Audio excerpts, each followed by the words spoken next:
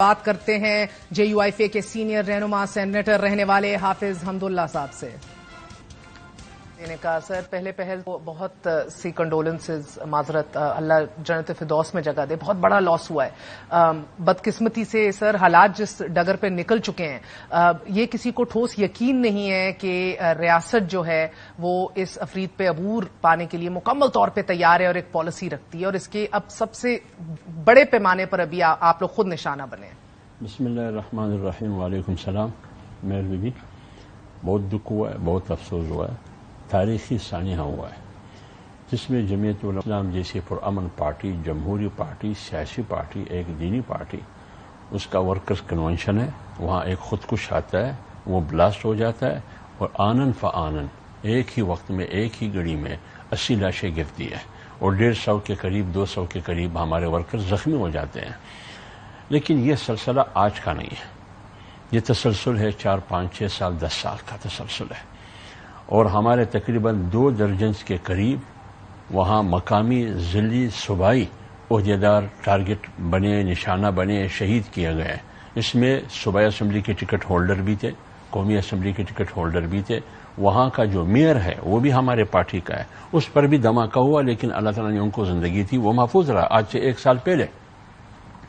تو میں آپ کو کیا بتا دوں کہ یہ کیوں ہو رہا ہے جمعیت علماء اسلام کے ساتھ، اور کون کر رہا ہے، مقاصد کیا ہے اس کی. داعش نے تو ذمہ داری قبول کی ہے، آپ کا نظریاتی بھی بہت بڑا ایک ڈیوائیڈ بھی رہا ہے داعش سے فار واٹ ایور ریزن. سر میرا مسئلہ بھی یہ ہے کہ الیکشن سر پہ کھڑے ہیں، اور اگر یہ طول پکڑ گیا معاملہ، کیونکہ خیبر پختونخوا تو ابھی جھگڑا صاحب بھی کہہ رہے تھے کہ یہ ایک جگہ تک تو محدود نہیں رہتا، پورے ملک میں پھیلتا ہے، قابو کرنا مشکل ہو جائے گا. لیکن خیبر پختونخوا کی حکومت جس کے اندر آپ کی لوگوں کی نمائندگی بھی ہے، کیئر ٹیکر سیٹ اپ، وہ لگ نہیں رہا کہ اس کے اوپر کنٹرول کر سکتی ہے، نہ اس کی ترجیحات میں سے. دیکھیے یہ کنٹرول کب تک آپ نہیں کریں گے، کیوں نہیں کریں گے؟ یہ تو 20 سال 23 سال سے یہ سلسلہ شروع ہے 9/11 کے بعد. یہ جنگ کس نے مسلط کی، یہ کس کی جنگ تھی؟ 80-90 ہزار لوگ رقم اجل بنے، $100 ارب آپ کا نقصان ہوا. یہ کس نے کیا؟ آج افغانستان کی بات کی جاتی ہے تو افغانستان میں تو دوست حکومت ہے. پہلے تو بھارت کی بات کی جاتی تھی کہ وہاں سے آپریٹ ہو رہے ہیں یہ سارے مسلح قوتیں، عسکریت پسند قوتیں. آج کون ہے؟ یہ باڑ جو لگایا گیا ہے وہاں سے کیسے وہ کراس کر کے یہاں پہنچے یہ خودکش، اور ہماری سیکورٹی فورسز کہاں ہے؟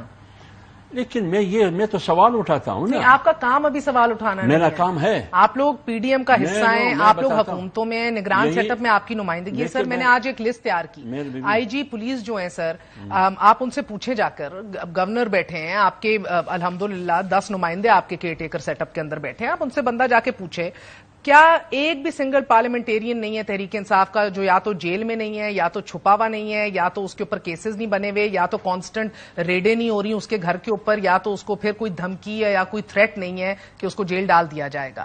روز بروز ہم نام دیکھ رہے ہیں، دھرا دھر لوگوں کو اٹھایا جا رہا ہے. یہ پرائیورٹی ہے ابھی حکومت کی؟ نہیں، میں پہلے اس کی وضاحت کر دوں.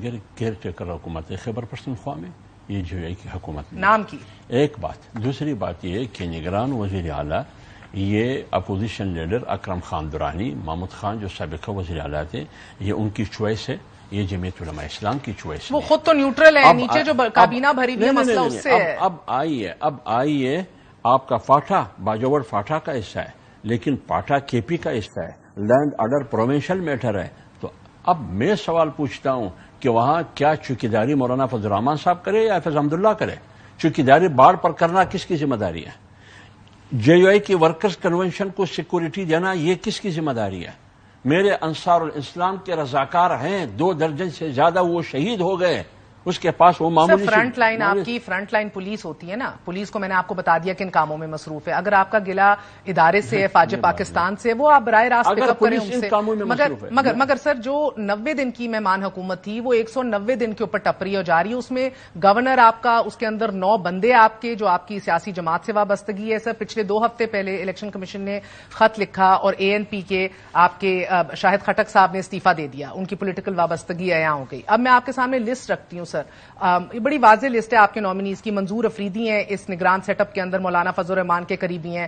رحمت سلام خٹک ہیں, آپ پبلکلی وہ شکریہ ادا کر چکے ہیں مولانا صاحب کا اپنی اپوائنٹمنٹ کے لیے. ڈاکٹر ریاض انور صاحب ہیں, اکرم دورانی صاحب کے بڑے قریبی ہیں. اکرم دورانی صاحب خود مانے جا رہے ہیں کہ ڈی فیکٹو چیف منسٹر ہیں, حیات آباد کے اندر بیٹھ کے تمام تر احکامات جو ہیں ادھر سے صادر کر رہے ہیں. حامد شاہ صاحب ہیں, سابق JUI فے کے MNA ہیں, آپ بڑے قریبی ہیں اکرم دورانی صاحب سے. پھر سول نذیر ایڈوکیٹ ہیں, اکرم دورانی صاحب کے بیٹے زاہد اکرم دورانی کے قریبی رشتہ دار ہیں. بخت نواز ہیں, یہ بھی صاحبزادے ہیں JUI فے کے MNA عالم زیب خان کے. عبد الحلیم قصوریہ ہیں, یہ بھی سابق MPA جو ایسوسیٹڈ ہیں JUI فے سے اور قریبی ہیں مولانا کے, وہ ہیں. ساتھ فضل الہی صاحب ہیں, یہ آپ کے پائپ فیکٹری کے بڑے اونر ہیں, یہ بھی آپ کے گورنر صاحب کے بڑے قریبی ہیں. غلام علی صاحب کے ملک مہر الہی ہیں, وہ ایک اور بڑے کاروباری شخصیت ہیں, وہ ان کے بھی غلام علی صاحب سے بڑے قریبی وابستگی ہے اس لیول تک کہ وہ رپورٹ ہوتی آئی ہے اور نہ وہ انکاری ہیں. کون سی کیئر ٹیکر, کون سی آزادانہ اور نیوٹرل کیئر ٹیکر؟ میری بات سنیں. دیکھیے, جس نے بھی یہ لسٹ آپ کو ہاتھ میں تھما کے دیا ہے یا آپ نے خود ریسرچ کیا ہے, یہ ہو سکتا ہے کسی کے ساتھ کسی کا ذاتی ریلیشن شپ ہو, کسی تعلق ہو, وہ وزیر بنا ہو, وہ مشیر بنا ہو, جو نگراں وزیر ہو. اس کی بنیاد پر آپ کسی کو یہ کریٹیسائز نہیں کر سکتے کہ اس کا تعلق پران پارٹی سے ہے.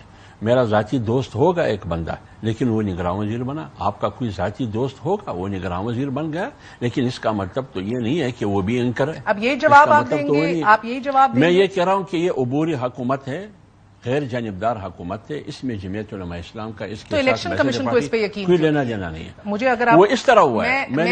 میرا سوال سن لیجئے سر. یہ آج 31 جولائی ہے, آج الیکشن کمیشن آف پاکستان نے ایک اور خط لکھا ہے وزیر اعلیٰ خیبر پختونخوا کو, ٹھیک ہے, اور ایک بار پھر یہ کہا ہے کہ ہماری اٹینشن میں آیا ہے کہ آپ کی کابینہ میں پولیٹیکلی افیلیٹڈ لوگ بھرے پڑے ہیں. ابھی شاہد خٹک کو ہٹائے ANP کا, اور اب مزید آپ کو لکھ کر کہا ہے کہ تمام ایسے لوگ کہ جو آپ کی کابینہ کے ممبر ہیں ان کو نشاندہی کی ہے, ایسے منسٹرز, ایڈوائزر, اسپیشل اسسٹنٹس کو جو پالیٹکس میں ملوث ہیں اور براہ راست تعلقات رکھتے ہیں, ان کو فارغ کیجئے کیونکہ ٹرانسپیرنٹ الیکشنز نہیں ہو سکتے under article 218 clause 3. Election commission جو ہے وہ بھی گمراہ دے رہا ہے, درست ہے. میں کہتی ہوں اللہ اللہ کر کے جاگی تو صحیح ہے. میں الیکشن کمیشن پر کوئی سوال نہیں اٹھاتا ہوں. اگر میں اس لیے نہیں اٹھاتا ہوں, اگر فرض کریں نگران کیبنٹ میں عبوری حکومت میں ایسے وزراء ہیں جو وہ سیاسی طور پر دخیل ہو رہے ہیں, سیاست کر رہے ہیں بحیثیت ایک غیر جانبدار وزیر یا مشیر, تو پھر الیکشن کمیشن کا حق بنتا ہے کہ وہ اس کو نوٹس دیں. لیکن اس نگران وزیر کی بھی ذمہ داری بنتی ہے کہ وہ الیکشن کمیشن کے نوٹس کو چیلنج کر سکتا ہے عدالت میں کہ وہ ثابت کر دے, کہ وہ وزیر اعلیٰ پہ چھوڑ دیا ہے کہ خود نشاندہی کر دیں, کہ وہ ثابت کر دے کہ میں نے کہاں مداخلت کی ہے, کہاں سیاست کی ہے. صرف کہنے سے تو چیزیں ثابت نہیں ہو جاتی ہیں. سر پیپلز پارٹی کے 7, JUI فے کے 9, PMLN کے 4, ANP کے 4, قومی وطن پارٹی کا 1, باپ پارٹی کی 1, 2 ممبر 26+ کے اندر سے ایسے ہیں جن کی کوئی پارٹی افیلیشن نہیں ہے. مگر بڑی انٹرسٹنگ بات ہے سر, یہ فیک کیسز, گھروں کو ریڈ, یہ چھاپے, یہ سب کچھ ہو رہا ہے, مگر جس کو آپ کہہ رہے ہیں کہ ایک پولیٹیکل نگران حکومت ہے, وہ پولیٹیکل نہیں ہے. یہ مانا جا رہا ہے الیکشن کمیشن دے رہا ہے, درست ہے, 6 ماہ سے سوئی الیکشن کمیشن متحرک ہو گئی ہے. مسئلہ کیا ہے جو آپ بھگتے ہیں؟ جب یہ اپنے کرنے والے کام نہیں کریں گے سر, تو پھر مسئلہ کیا ہوگا؟ ادھر جو سرفرید اٹھا چکا ہے دہشت گردی کا, وہ کون قابو میں لائے گا؟ نہیں, ایک بات سنیں, پہلے تو میں نے اس کی جواب آپ کو دی. ANP کی ہے, آپ مطمئن ہیں اس نگران حکومت سے؟ کم سے کم جمعیت علماء اسلام کے ساتھ کسی بھی نگران وزیر کا کوئی تعلق نہیں ہے, ذاتی کسی کے ساتھ کوئی ریلیشن شپ ہو سکتا ہے.